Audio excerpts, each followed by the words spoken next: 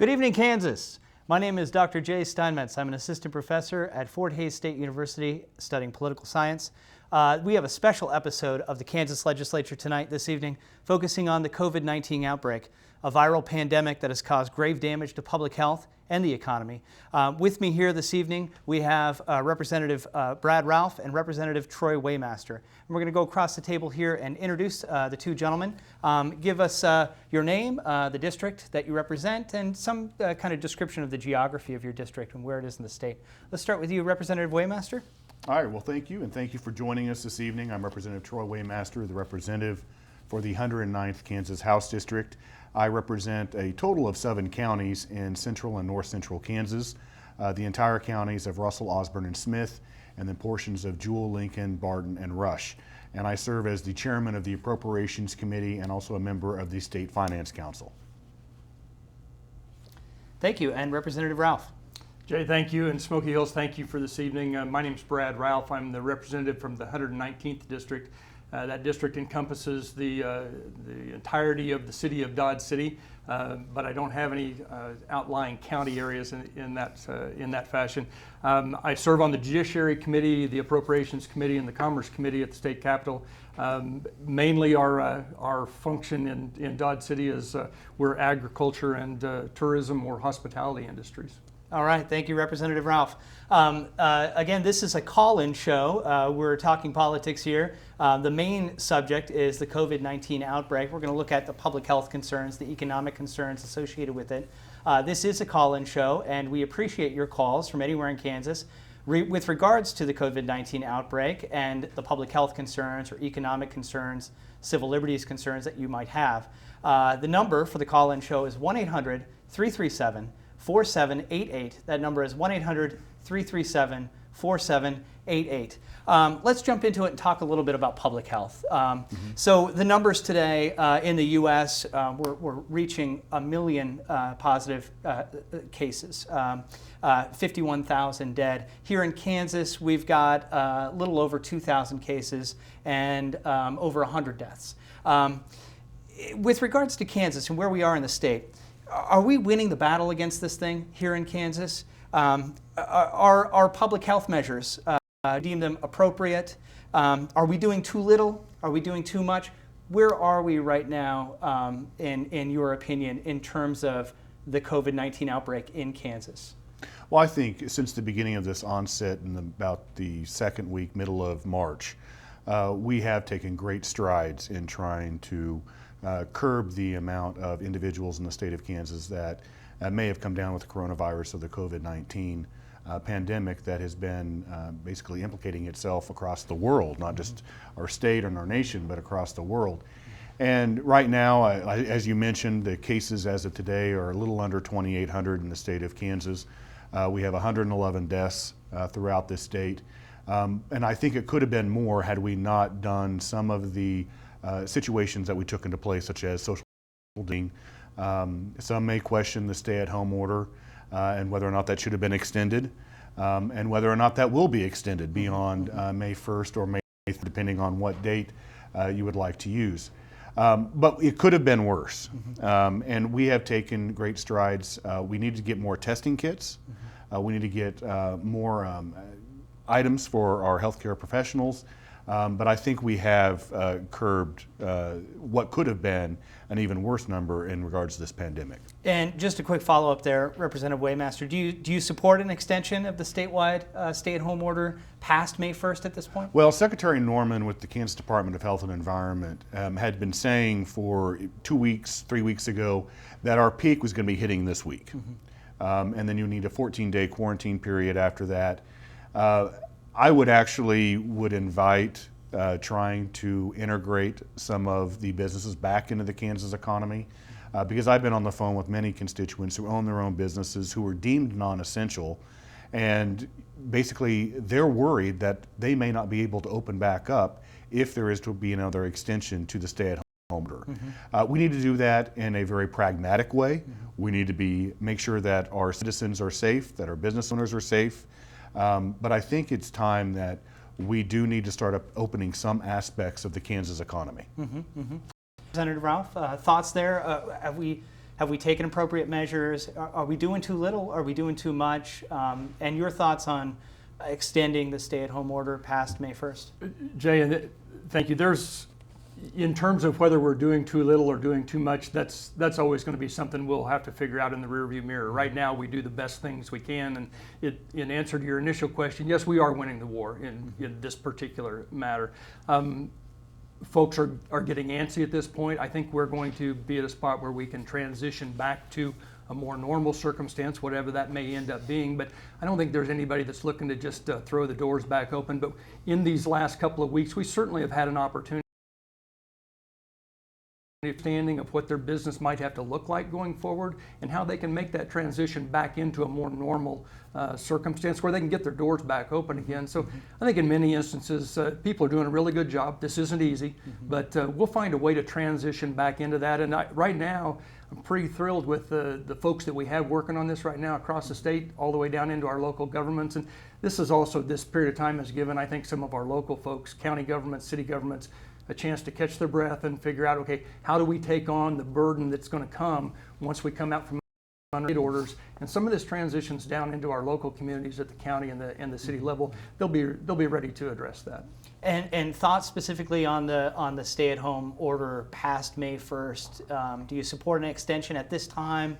Where are you right now with the stay-at-home order? Oh, there certainly will need to be mentioned, but unfortunately, too many times we just talk in absolutes. Some form of that stay-at-home order. We will not be able to come out from underneath it, but we will start making that transition out from underneath that stay-at-home order. Absolutely. And let's get into some of the nuts and bolts a little bit. Governor Kelly today stating that we're now at a stage where we want to move out of the aspect of this pandemic of caring for those who are infected and dealing with infections. We want to move into the phase of having a plan for opening the economy. She mentioned, I think, midweek next week, something like that. What does that look like? And Representative Waymaster, you said some businesses that are currently deemed non-essential. What sort of businesses do you think could open up, and under what capacity? Give some idea of specifically where we're going with the next phase. It's hard to grasp exactly where we would go with the next phase and who do you allow to open up and who you don't. Yeah. That's a very delicate question. Yeah. Because if you open one business type, the other business type that you're not going to be opening is going to be questioning you as to, well, why wasn't I included in that relief from basically the stay-at-home order. Yeah. That's why I said in my previous comments, we need to be pragmatic about it. We can't just open up the doors for the economy and expect everything to be okay. There are many counties throughout the state of Kansas that are having to deal with this pandemic differently than other counties. And I kind of agree with Representative Ralph. Maybe the next order that comes is not actually a statewide order, but leaves it to the local forms of government to decide what is best for their counties, their cities, in addressing the reopening of businesses in their particular counties and cities. Yeah, that kind of actually fits right into my next question.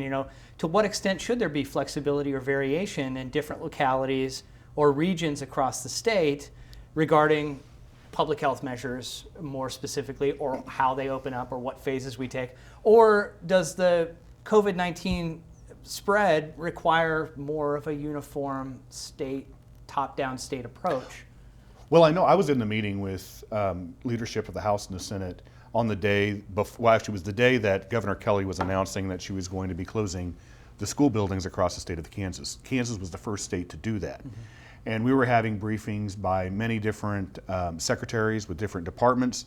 And then also at that time, Adjutant General Taffanelli briefed us, and he said, the reason why we have to do this is because right now we're chasing the pandemic. Mm-hmm. We need to get in front of it. Mm-hmm. And so we need to take a drastic measure to get in front of it. So as like Representative Ralph said, we can win this battle. Mm-hmm. And that was the reason why they closed the school buildings in mid-March. Mm-hmm. Or made the announcement in mid-March, was so we could get ahead of it, so we could curb the numbers that were actually that possibly could be coming down with the pandemic. And actually, it worked. Many other states followed Kansas after that because we realized you had to close the school buildings. I know it was a drastic measure, and maybe some didn't understand the rationale as to why we had to do that. But from General Taffanelli's statement, it was we had to get in front of it because until then, we were just chasing it, and the numbers were climbing, and we had to do something drastic to try to get in front of it. So Kansas is a leader in some sense in actually, response. Kansas was a leader in that when Governor Kelly made the announcement to us in that meeting about 30 minutes before she made the announcement to the entire state, I was in shock that we were actually going to be closing the school buildings across the state of Kansas. But now looking at it, other states have followed Kansas' suit, and we were able to bring those numbers down. And even though at that time I didn't agree with it because I thought maybe it was a drastic measure, but I think it did limit the number of individuals in the state of Kansas that came down with COVID-19. And we now have, I think, 40 states that have said no more school for the rest of the school year, Kansas being one of those. Yeah, Representative Ralph? And I would agree completely. We, early on, I think there were quite a few of us that were a little hesitant about some of the initial steps that were taken. They felt drastic. And some of it was some of the information we didn't necessarily have available immediately to us. But in hindsight now, it feels like many of the things that have been done have worked out well. The closing of the schools was a little bit of a shock, but now actually Kansas is out there on the lead. Even some of the response down in our corner of the state in regard to food processing plants, we seem to be out in front of that, where some other states have had some difficulty having to close plants. A plug-in for the folks, the continuous learning plan that the state implemented for their schools during these last couple of months. Again, about 40 states across the country have adopted some version or all of that continuous learning plan that was created here in this state. So I think the population of the state of Kansas has responded very well in attempting to deal with what's obviously a difficult circumstance. Well, and this whole pandemic actually started with a startling fact of we're going to be shutting down the Big 12 tournament. We're going to be shutting down the NCAA tournament. And a lot of people were questioning as to why we were doing that. Well, you couldn't have the large public gatherings at those tournaments. Well, then there was the idea of, well, we'll just have the teams play. But then you still run the risk of having them travel by airplane from city to city and possibly infecting other areas of the nation. And that was the reason why they decided to cancel those tournaments. And that was at the point where I was like, okay, this is serious. I mean, you've never seen this happen before. Yes, it's a sporting event. Yes, it's something that everybody looks forward to every year. But when the NCAA makes the choice to cancel the NCAA tournament, you know that there is something drastically going on. I don't think there has been. Has there since 1939, the first one? So and baseball was still had baseball season, World War I, World War II, unprecedented times, really. Can I ask a little bit meatpacking plants, Representative Ralph? You mentioned some difficulties. One of the big hotspots in the country in South Dakota associated with a pork processing down in South Dakota, Minnesota, I believe one in Nebraska. Can you say a little bit more in detail about what is successful down there in Southwest Kansas? Right now, the thing that's at the forefront is the folks that are dealing with this down right now, the county health departments, Ford County, Finney County, Seward County, in that area, the health departments have jumped in both feet and they're doing a tremendous job. The big part of this is staying in front of it in terms of the investigations and the tracing of positive cases and making sure that folks are made aware when they have been in contact or exposed to someone. That's why right now the numbers that you're seeing, those tested cases are people that are tracked down, traced down in these investigations, as you would expect and want them to be. And so, our positive test to the number of tests given is incredibly high. I view that as a very positive step, a very encouraging step that we've got this in hand. So even though the numbers are high, we've only had 2 hospitalizations, no deaths, and the plants have been making some really incredible adjustments to keep those plants open and to also protect the health of the workers that are out there. I've been in contact not only with some of the union folks, also the plant personnel, the ministerial alliance that obviously have a lot of interest in the folks that are in the plants. Everybody is pretty darn pleased right now with the efforts that are undertaken. So even though things may have slowed a little bit, very encouraged by the responses out there, and I think even though the numbers are high, I think we are on the right side of this in Southwest Kansas. This is more of an economic question, but do either of you do you foresee any supply chain problems happening in Kansas with regards to food, essentials, necessities, that kind of thing? Anything to worry about from a Kansan perspective in terms of, in the early part of this, I think it came as a shock to a lot of people that the shelves in grocery stores were empty of a lot of goods, and whether or not that was going to be a long-term thing. Do you see any concerns that Kansas should have about even just short-term, medium-term supply chain issues going on?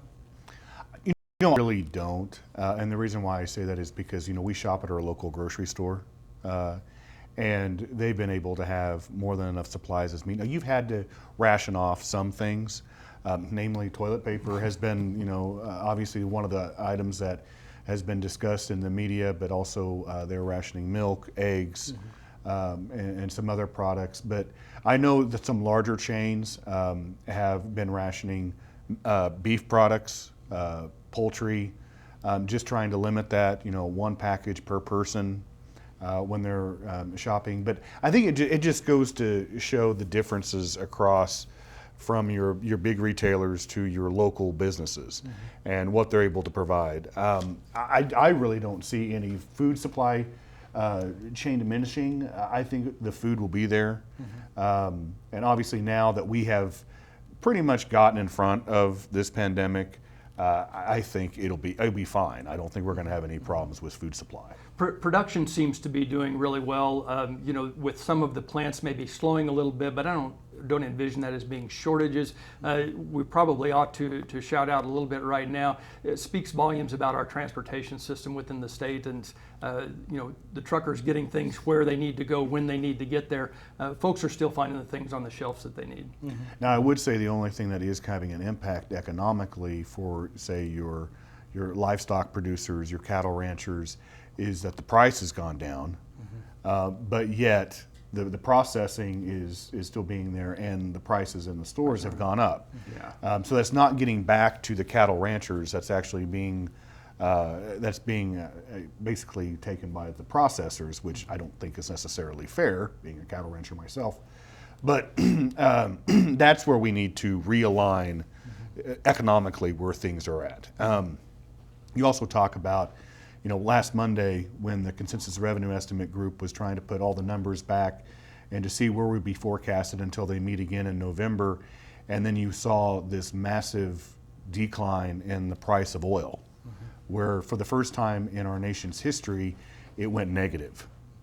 And that just goes to there being more demand out there. I mean, production had slowed down a little bit, but there was still a lot of demand out there, and the price of oil just plummeted. And that is having a drastic effect for the economy of the state of Kansas in regards to oil and gas. Correct me if I'm wrong, no demand, right? Very little demand. Very little demand, yeah. Well, nobody's traveling. I mean, at a stay-at-home order, you're supposed to be staying at home or doing very limited travel. I've been hearing that there's almost no place to store oil. That's why oil went negative, is because they want to move some of this out, and there's just a glut. And well, so if you just look at it, you look at it in a national perspective, your airline industries, I mean, they have drastically reduced the number of flights that they have a day. Your cruise lines are not even going out, and some aren't even going out until possibly the month of July. And they absorb a lot of fuel. And then also you didn't have the travel. You don't have the traveling that people are doing because there are a lot of conventions that have been postponed or canceled. Sometimes you can't travel to what's considered a hot state because when you come back, then you'll have to be quarantined. And so people are just staying home. They're just not traveling like we were being the mobile society that we were prior to the pandemic. Just to remind you all, this is a call-in show. We take your calls and questions here in Kansas regarding the COVID-19 outbreak. The number is 1-800-337-4788. We'd love to hear from you. Again, that number is 1-800-337-4788. 4788. I want to talk a little bit about Dr. Lee, Secretary Lee Norman, discussing yesterday. He fielded a question about the idea of achieving herd immunity by just kind of letting the viral infection take its course. Controversially, this has been happening in Sweden. He pushed back against that pretty significantly and emphasized the fact that that the modern approach and the more effective approach is to use social distancing, stay-at-home directives, the closure of non-essential businesses to limit infection, buy time for a vaccine so that you can achieve herd immunity through a vaccine. Thoughts on this approach? Insights about it? Anything that you want to? Any messages that you want to give the Kansans about that issue? Well, I don't want to, speak behind the Secretary of the Kansas Department of Health and Environment because he is a doctor. I mean, he knows what we need to do in order to try to address this pandemic, and he has been in the forefront of this from the very beginning, and coming up with the solutions that Kansans need to articulate in order to not come down with COVID-19. So I don't really want to, say anything in regards to the comment. The social distancing, the stay-at-home, obviously has been beneficial to the people of the state of Kansas. But as I mentioned before, we're getting to a point where if we really want to address the Kansas economy, we are going to have to start opening up the Kansas economy because we have too many small businesses that are right now running the risk of the possibility of not reopening if this lingers for an extended period of time. And I'm not saying that we just go ahead and open everything up. I mean, we need to be cautious and safe when doing that. But we also need to make sure that for the business climate of the state of Kansas and for the economy of the state of Kansas is that we're able to have these business function. I think one of the conversations that we have as we move into that in this transition is, for example, you pick any business that didn't make its way into the essential functions category. Any particular business isn't categorized as non-essential because there's something wrong with the business. It's categorized in that fashion because we, at least at some point, thought we couldn't maintain social distancing. We couldn't prevent the interactions of people. Now we're 2, 3, 4, 5 weeks into this. There will be ways for people to determine that even though some particular business was not identified as essential, they can make adjustments, just as the processing plants have done at this point. They can find ways to make adjustments that would satisfy, say, a local health official to come in and say, yes, what you're planning on doing, the lines on the floors to assure that your customers are maintaining their 6 feet distance, all of your employees have proper PPE, those types of things that will allow us specifically in relation to specific businesses to be able to say, yes, this is a safe place and this can be reopened. We were forced into a circumstance initially because of the severity and the immediacy that we had to make some broad categories in this regard. I say we, it wasn't me, but that had to be done. I think as we move forward in this transition, we can figure out for certain businesses, whether it's a TV station or the ice cream shop or whatever it is, ways that they can get back open to some degree and still maintain a healthy environment, not only for themselves and their employees, but their customers as well. Yeah.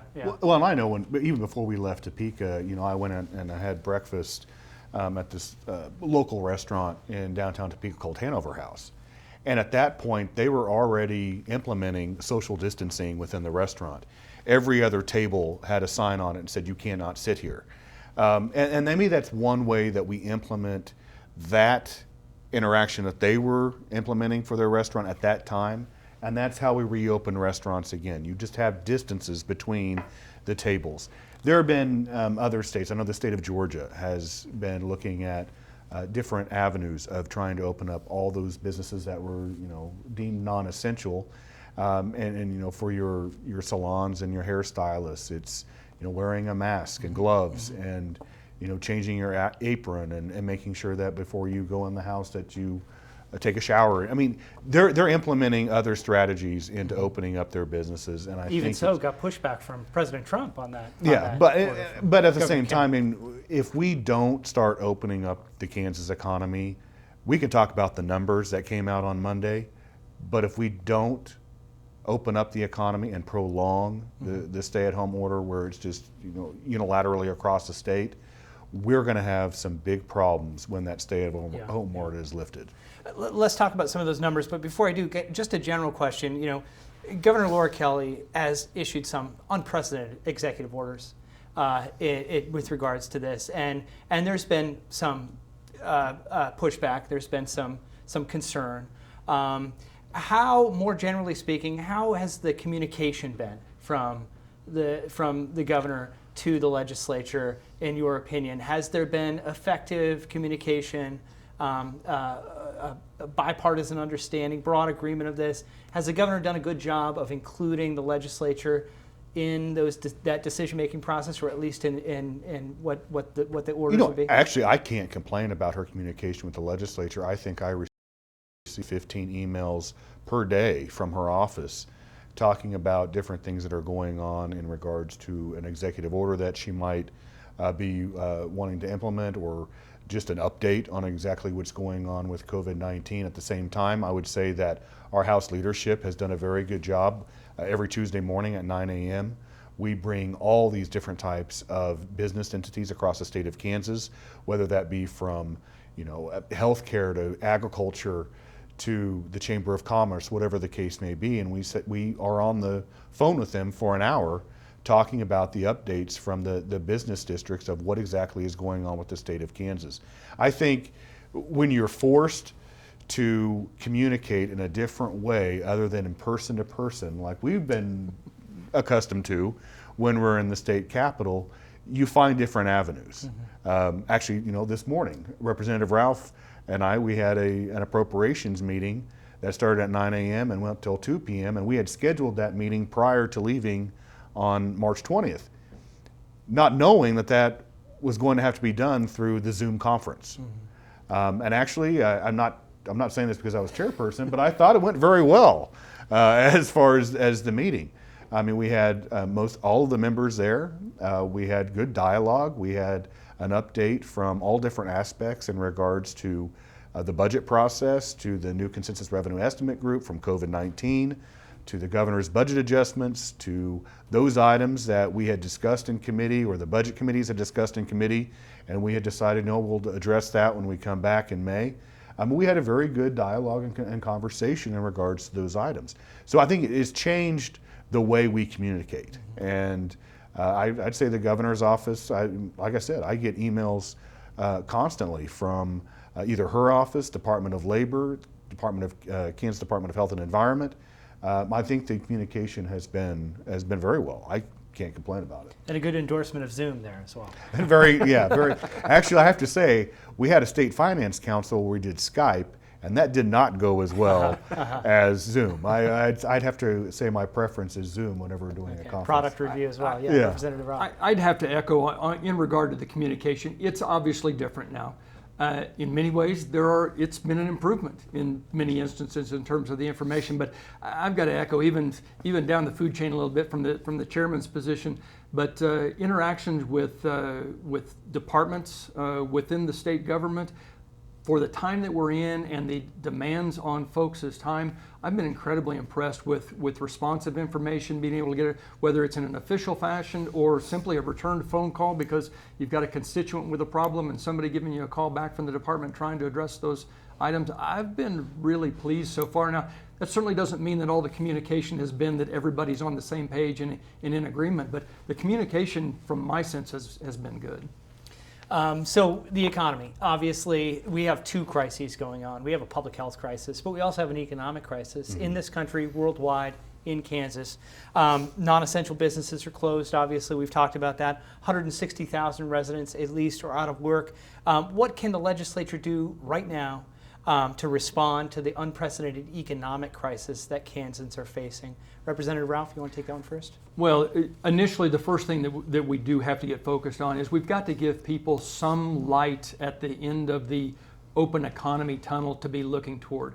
I think it's incredibly important just for folks, whether you were talking about an economy that was going to open tomorrow or 2 weeks from now, they need to have something that they can look forward to. And so as quickly as we can at least be talking about or seeing what that plan is, it's incredibly important. I think we talk about it a lot. You know, the personality of Kansans is to persevere, and sometimes maybe even a little too quietly to persevere. But at some point along the way, we've got to give folks the belief that what they've done to this point in time, what they're being asked to sacrifice going forward, has a payoff to it. Mm-hmm. And so right now, from my perspective, that's what I'm most looking for, is something that they can be shooting for, to say this is where we're headed. What can the legislature do? Is there legislation that can be passed right now that might give immediate relief to those out of work, business owners that are struggling and not sure what the immediate future holds? Well, we were kind of anticipating that this would have a drastic impact in regards to the unemployment levels in the state of Kansas prior before we left. And so we did pass some changes to the unemployment laws in the state of Kansas, which has greatly helped individuals when they're trying to apply for unemployment. There have been some issues and some concerns, and actually those were addressed yesterday by Secretary of Labor Garcia, and then she was on the call today to discuss some of the issues. And what it really came down to is that the mainframe that they use for unemployment, the Department of Labor, is somewhat antiquated, and so they had to put in a new platform that had to be tested. And so there's been a lot of concern in regards to, well, the $600 increase that was made by the federal government has not been given to those that have or are applying for unemployment benefits. Now that went into effect yesterday.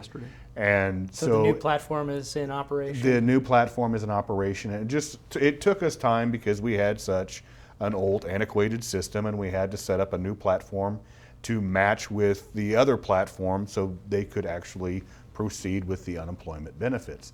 And they are going to make those retroactive. So if you applied for unemployment in the beginning of April, they'll make those retroactive.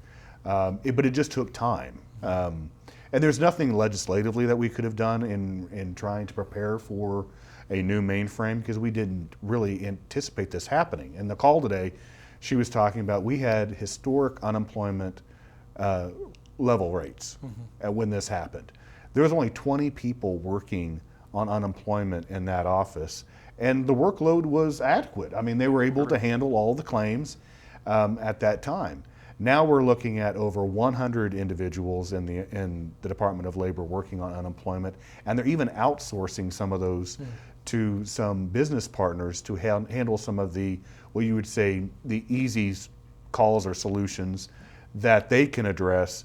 But if it's a more escalated matter, then they need to talk to the Department of Labor. So they're kind of sifting through the issue itself, and then if it can be addressed by outsourcing it, it's handled there.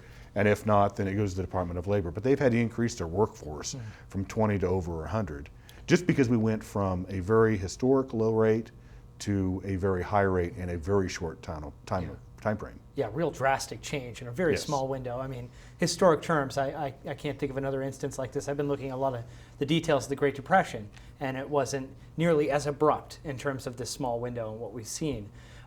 So let me talk a little bit about small businesses, though, as well. I mean, are there things that the Kansas legislature can do to help small businesses? They're obviously nationwide. This has been there's been a bit of a public outcry over this, that stimulus from Washington.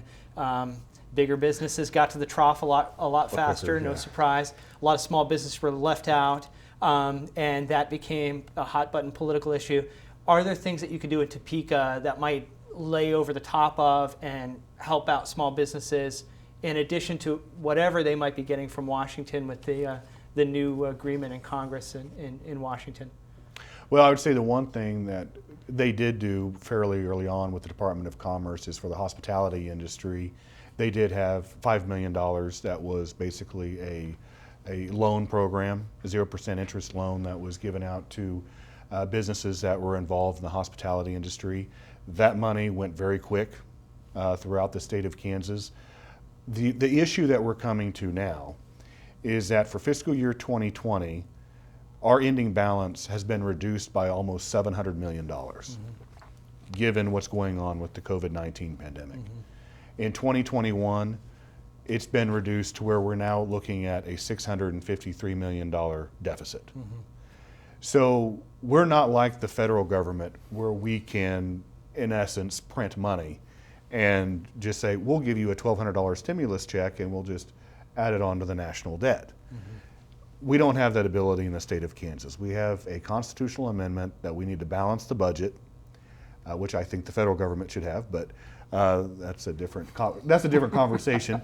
But so in the state of Kansas, we have to balance the budget. And when we're looking at a $653 million deficit in the next fiscal year, it's very difficult to have an incentive program that can go out to businesses or individuals, just for the sheer fact of the matter is that we have to balance the budget. Yeah.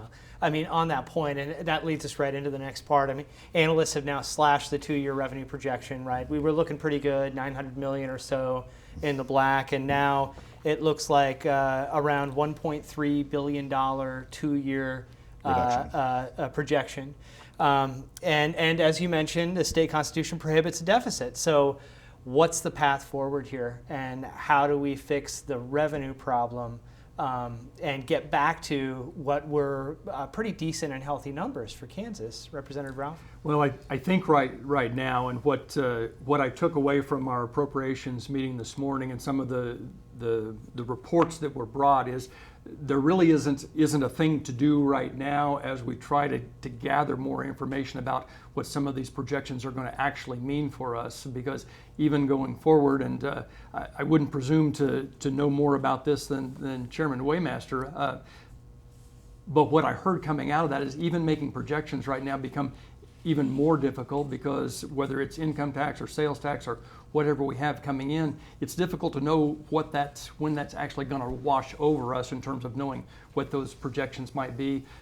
Property taxes out into the local counties and cities, to know what those are going to be, what payments can be made, what folks are going to have to be asking for some forbearance on those pieces. So how difficult that's going to be in the future is a little difficult for us to understand right now. Well, and I would say it's going to be difficult if we are able to return. That determination hasn't been made yet. The Legislative Coordinating Council met last Wednesday and has decided that they will make a recommendation on or before May 6th whether or not we'll be able to return. And you've mentioned, if I can interject, this was just in the Hoover report, you said that we need to come back when it's safe. Things have changed in the months since the budget, and Yes. the legislature's got to reconvene. What do you mean by things have changed? What has changed with regards to, is it this projection and these numbers? Well, Or are when there we other things? came into session in January, we had $1 billion surplus. Yeah. And so, and I've said, being the chairman of appropriations for 4 years now, when we don't have money, it's been easier than when we do. Because when there is such a large cash balance sitting in a surplus, everybody wants a piece of it. I mean, kind of human nature, really. I mean, you want to get there before somebody else does. Well, last time you were on the program, I think you mentioned got to be cautious. We have to be Numbers might look good, but be cautious. Yeah, we have to be cautious because we had a lot of variables out there that, yes, in fiscal year 2020, we were looking at $1 billion budget or surplus, but then you look into 2021 and that was $700 million. And then you're looking at 2022 and that was $500 million. That number was going down. And so we had to be cautious on our spending. Now that this has hit, it has completely revolutionized and changed the way we look at the budget. Because when we started, we had all of the budget committees, when they were reporting to the Appropriations Committee, making recommendations, we would then assess those recommendations and say whether or not we felt as a committee it was warranted. And a lot of those items we said, well, you know what, we do have the cash reserves right now, but let's just go ahead and wait until omnibus, which is when we come back for the veto session in May. And so we went through all those items today. And I have to say, there is probably little, if any, that we will be able to address. And there was one of the chairmen of the budget committees today when we were talking about that, and he even said, had I known this was going to happen, I would have steered my committee differently, because we're in a completely different budgetary stance than we were when we came in January and we were doing those budget projections. And like what Representative Ralph said, this is going to cascade not only from the state level, but to the county and the city level, and also to our school districts, because they're relying on the property values. And in this part of the state, a lot of that is based off of oil valuations.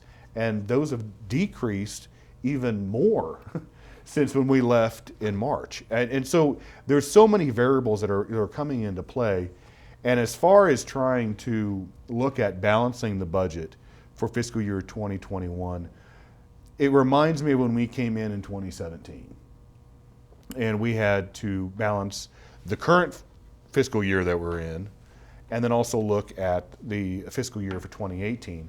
And there were maneuvers, I'll just put it that way, that we had to implement in order to balance the budget. And I think we're going to have to revisit some of those. Representative Ralph? Well, as the chairman talks about maneuvers, that was the first year that I was in the legislature. And so some of these things, I've been it's been interesting in the 4 years that I've been there, that because the veterans, every year there has been something that has gone on during the session where I've been in conversation with someone and they look and they say, I've never seen this happen quite like this before. And now the fourth year we've done that same thing. But this was the first year that I can recall we had a very significant list in appropriations of budgetary items that we decided to carry over to omnibus to look at. As a matter of fact, today during the appropriations meeting, I think one of the staff members was reading those off for us, and it took about 15 minutes to read through the list of all those things that we said, you know what, we'll keep those around and talk about those later on. Because I can remember in the last 3 years, we didn't talk about putting things off. We just said, no, we can't do that yet. We're not going to. And so this is a little bit of a whiplash for us right now in terms of how quickly this has turned. There's been some concern, nationally speaking, and as well in the state, that the unprecedented nature of what's happened with this public health crisis has created economic dislocations in the immediate term, very short window economic dislocations, but that those things are going to be, we're talking ripple effect, that down the road we're going to have a series of rippling effects that will create their own damages in terms of the economy. How do we project out and foresee those things and try to take active measures to mitigate against them before they fully hit?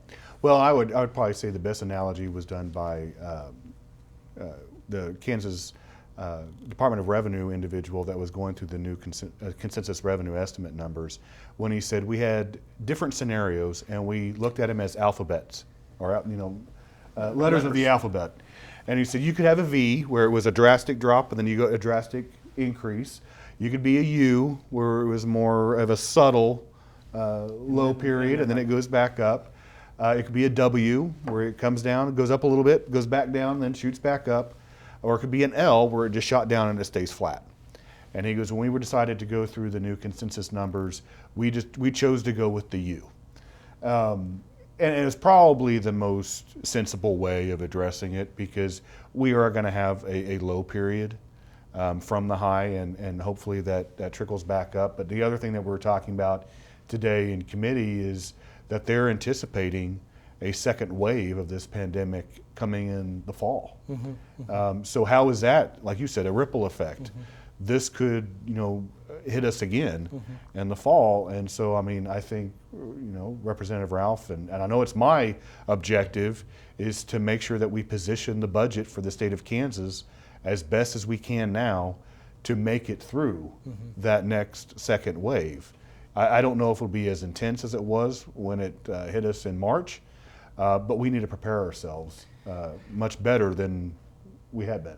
As much as we always view ourselves as Kansans as wanting to take long, pragmatic approaches and anticipate things down the road, this is going to take, my sense is, this is going to take all of our effort to address the acute situations and be prepared to deal with additional circumstances down the road as they occur. This is going to cause us to have to be a little more pragmatic, a little more dynamic, a little more flexible, if you will, as we address those, because you certainly want to look down the road, but I'm overusing the word unprecedented, but in the circumstance that we're in, trying to look too far down the road is pretty difficult when all of your efforts are focused right now on trying to deal with things that you don't understand or can't anticipate at the moment.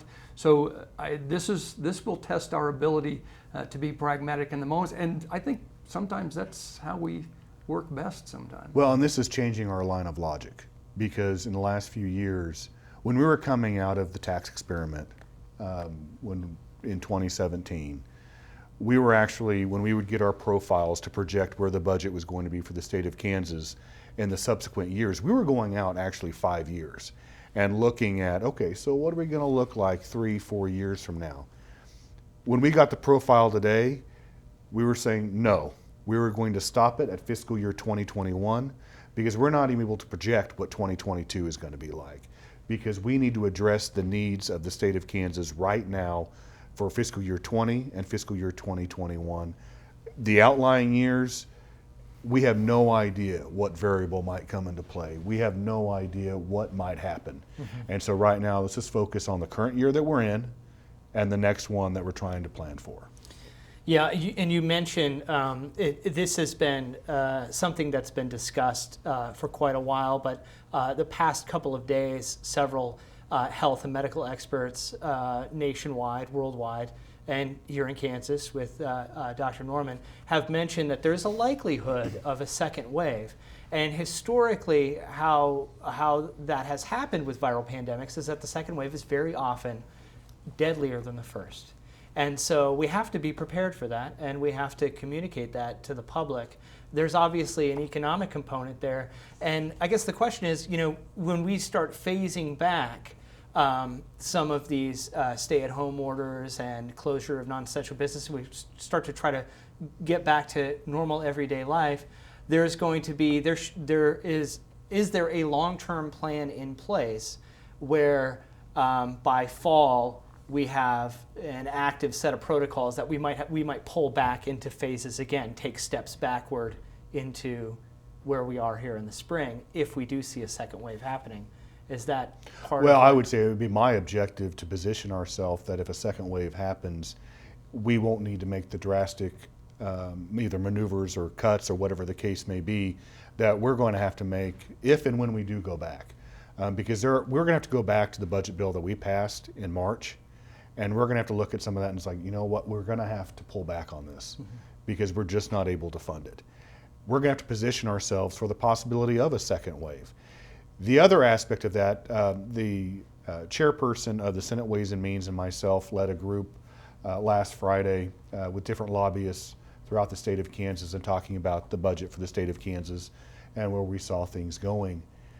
The one concern that I have, and this was one of the very early executive orders, was the halting of foreclosures or evictions. As a former banker, I'm concerned that when that executive order is lifted and people did not have a job to go to and did not have the means to pay for their mortgage, then when that executive order is lifted, they will find themselves so far in arrears in their mortgage or even in their lease agreement that it could cause another economic depression. Because that's what happened in 2008. It was a financial depression or recession. And so I'm concerned that that could also have an impact on what we're already experiencing now. Now, one of the individuals that was on, it was another Zoom conference call that we did, was one of the individuals from the Kansas Banking Association. And she was saying, oh no, I think we're positioning ourselves better. We're trying to let people refinance their mortgages. But if you don't have a job and you don't have a steady income, how can you refinance a 25, 30-year mortgage? It's extremely difficult. And I do have grave concerns that we could find ourselves in an economic crisis, which will only exacerbate things between what we're seeing in a health pandemic, and then we're already seeing it in economic. And then if we add that variable to it, it could be catastrophic. And I want us to be prepared as far as we possibly can for any type of recession economically for the state of Kansas, because if that second wave hits, and like you said, if it's worse than it is now, we need to position ourselves and to be able to get through it. Jay, and the logistic answer to your question, aside from the economic answer, is yes, we'll be much better prepared to address that, because the public is not going to be confronted with something that we don't understand, that we've never seen before. If we have to run through this again in another wave, whether it's a small wave or a large wave, you're not going to have that initial education piece of folks to say, no, you can't see it, and you're not seeing it here and such, but it's there and it's real, and you need to be really careful about it. We won't have to at least go through that initial education piece. Also, we won't have to go to the drastic measures that we did last time, because we weren't sure how bad it could be. My belief would be is we would be able to reinstate some pieces or emphasize some things to address that second wave. My biggest concern is if there is a second wave, how that might hit our schools in terms of you putting all those people back in buildings, and how we address that circumstance. That would be my biggest concern. There, in the latest stimulus package coming out of Washington, that's been agreed upon by the Senate and the House. I don't know if President Trump has signed it. He indicated he would. I believe he signed it this afternoon. Just this afternoon. Crucially, no money for the states, and that's created its own political controversies. I'm not going to drop any names associated with that. But what's your stance on that with regards to Kansas? Supportive of that money coming to the states from Congress? I know that's a federal level issue, but it was largely Republicans who were reluctant, wanted to focus on the small business fund, wanted to focus their energies in terms of the stimulus on a couple of other things. Democrats wanted to broaden it out a little bit more. What's your take? What's your stance? Well, and I'd actually say, each state is different on how they're handling this, so you can't just have a shotgun approach where you can basically try to address all the states. Right, we were talking in 2021, we're looking at a $653 million deficit. Some other states may have higher deficits, some states may have lower deficits. Or they may not have a deficit at all. It just depends how they were addressing their spending levels prior to that. One of the briefings that we did have in regards to the federal money that is coming into the state of Kansas, approximately the $2.2 billion that'll be coming in, will be hitting the state governments, local governments, other entities across the state of Kansas. Hospitals will be receiving, they already have received funds, but none of that money can be used to shore up the deficit that we're going to be facing in 2021. So we're going to have to go back and analyze exactly what we need to address as far as spending. As I mentioned before, we need to look at some of those maneuvers that we put in place for hopefully a short-term fix to get us to where we can balance the budget in fiscal year 2021. Representative Rao? Yeah, just in general, I would not be adverse to that, for example, for us, but I like to think that we've done the things we've needed to do as a state over the last several years, that if there was some assistance there, I certainly wouldn't turn my nose up at it, but I can also understand that there are certainly states around the union that you think they've dug themselves in a hole for a long, long time, and you kind of hate to, I can understand the hesitance to just simply pour more money into those spots that hadn't really taken some of the steps that we've taken here. So that's probably a little self-serving, but that might be how I'd look at that a little bit. I would say that the biggest aspect of what the Republicans in Congress, as you were saying, focused on the small business, is to open the economy back up. Yeah. We want to preserve the businesses that we have in our economy. When we looked at the numbers, the largest reduction was in the income tax. The second largest was in the sales tax. And so we need to get the economy started back up in the state of Kansas, and we need to preserve the businesses that we have. So when we are able to open back up, whether that be, in a very quick window where it's very limited, or when we open up fully, those businesses are there, and they have the jobs. And I think that was the focus in the stimulus in the stimulus package was to focus on the businesses and the economy for the nation and also for the state of Kansas. And with some tumultuous changes coming, what does that landscape out of the COVID-19 pandemic, what does it look like in terms of businesses? There's been some worry, for example, small businesses are getting hit, they're getting hammered, associated with the political controversy in terms of the stimulus, bigger businesses taking, going to the trough before smaller businesses are. Are we coming out of this in an environment in which our capitalist system is going to look a little differently in the sense of, big concentrated firms are largely all that's left? I heard a comment that if this thing gets really bad economically, we might have just two retailers, Walmart and Amazon. How do we make sure that coming out of this, that we still have a healthy foundational small business component to our economy? Roughly 40% or half of our economic productivity comes from small businesses. How do we do that? How do we make sure that happens? Those are the folks that are more likely to be on the brink in a difficult time like this. Representative Well, I would say the backbone of the U.S. economy and the Kansas economy is small business, and we need to make sure that we preserve all the small businesses that we possibly can. I think it was unfortunate, but that's what happens sometimes when you pass legislation too quickly and you don't have the parameters in place, where when the loans were going out, the big businesses took up the money first, and then there was nothing left with the small businesses because they have the avenues of going out and getting those dollars. But your small business owner just may not. And we need to make sure that we have a preservation of our small businesses for the state's economy. Okay, all right.